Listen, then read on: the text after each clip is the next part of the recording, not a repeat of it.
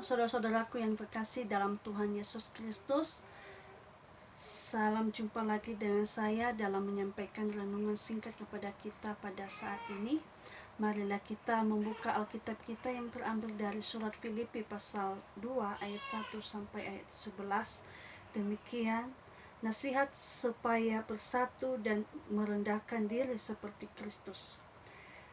Jadi karena dalam Kristus ada nasihat, ada penghiburan kasih dan persekutuan roh, ada kasih mesra dan belas kasihan.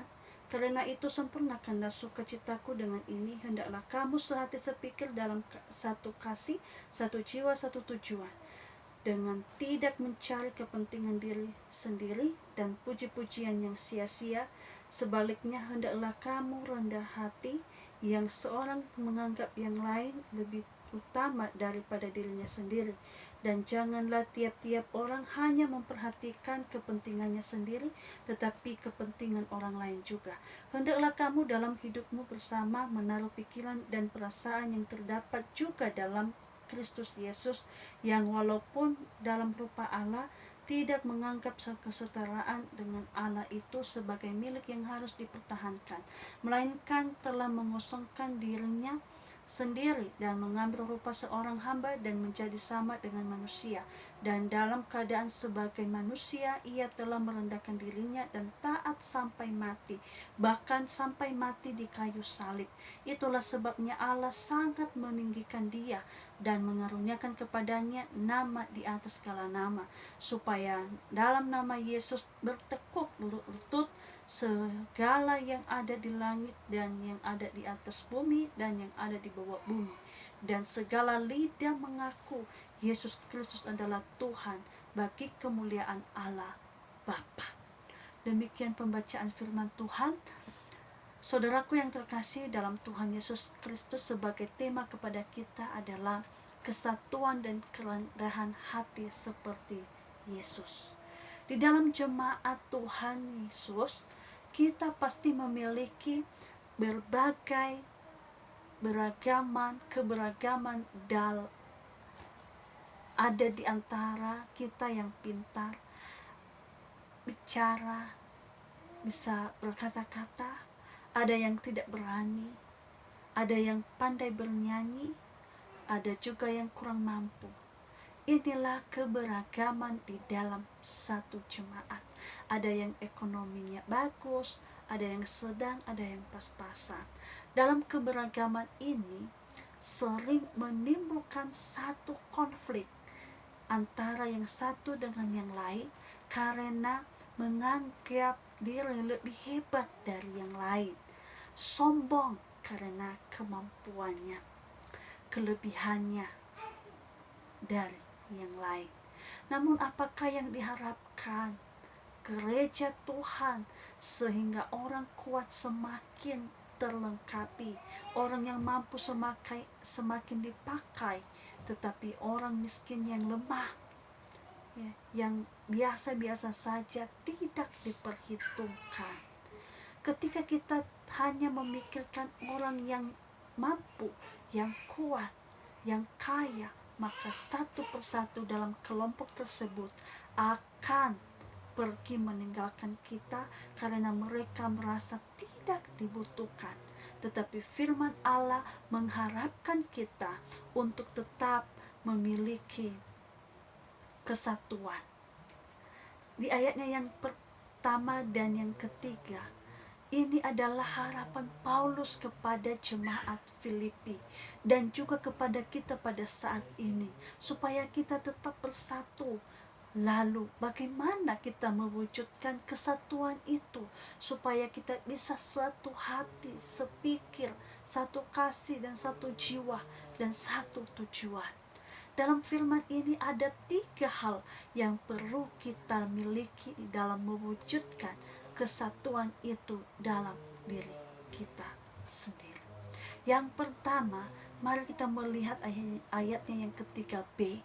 Di situ dikatakan kita harus ada kerendahan hati. Paulus mengatakan hendaklah merendahkan hati. Hendaklah merendahkan hati. Artinya apa? Kita lebih menganggap orang lain lebih penting daripada kita sendiri. Dengan itu tercipta satu tujuan, satu kasih. Yang kedua, itu memperhatikan kepentingan orang lain. Di ayat yang keempat tadi dikatakan, jangan engkau memperhatikan dirimu sendiri, tetapi perhatikanlah orang lain. Ya, kita mementingkan kepentingan orang lain daripada kita. Dengan itu maka kita sudah rendah hati.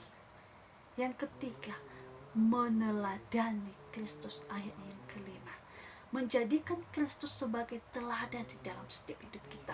Dalam hal ini apa kita meneladani Kristus? Mari kita, dalam hal apa kita meneladani Kristus? Mari kita melihat ayat yang keenam. Ini adalah kerendahan hati yang sempurna yang dimiliki oleh Yesus Kristus, yang seharusnya Yesus adalah Sang Raja, tetapi dengan kerendahan hatinya dia datang ke dalam dunia ini menjadi sama seperti manusia, hanya untuk menyelamatkan manusia yang berdosa. Jabatan Yesus sebagai Raja itu tidak dipersoalkan. Berarti di sini jabatan tidak memberikan keselamatan, kebahagiaan sejati, sukacita abadi. Apapun yang terjadi, jabatan itu tidak menentukan bahwa Anda hebat. Jabatan itu tidak menandakan bahwa Anda yang terpenting. Yang realita yang sering terjadi ketika seseorang naik pangkat, mendapat jabatan, menang menjadi seorang PNS dan lain sebagainya, yang sering kelihatan adalah kesombongan yang luar biasa, menganggap diri yang terhebat. Inilah yang sering terjadi di tapi di suatu saat mengalami kejatuhan yang kadang naik, kadang turun. Jadi jabatan itu tidak menentukan Anda hebat. Di sini Kristus memberikan kita teladan. Dia yang adalah Raja telah mengosongkan dirinya dan mengambil rupa seorang hamba. Jadi saudaraku yang terkasih dalam Tuhan Yesus Kristus,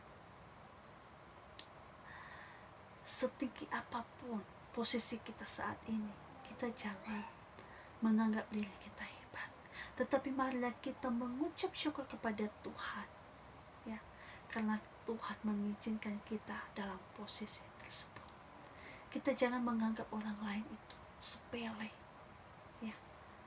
Jangan kita menganggap orang lain itu lemah daripada kita, tetapi marilah kita, ya, merangkul semuanya di dalam kasih, di dalam satu hati, supaya tujuan terwujud, supaya tujuan apa yang kita harapkan, kesatuan di dalam komunitas terwujud.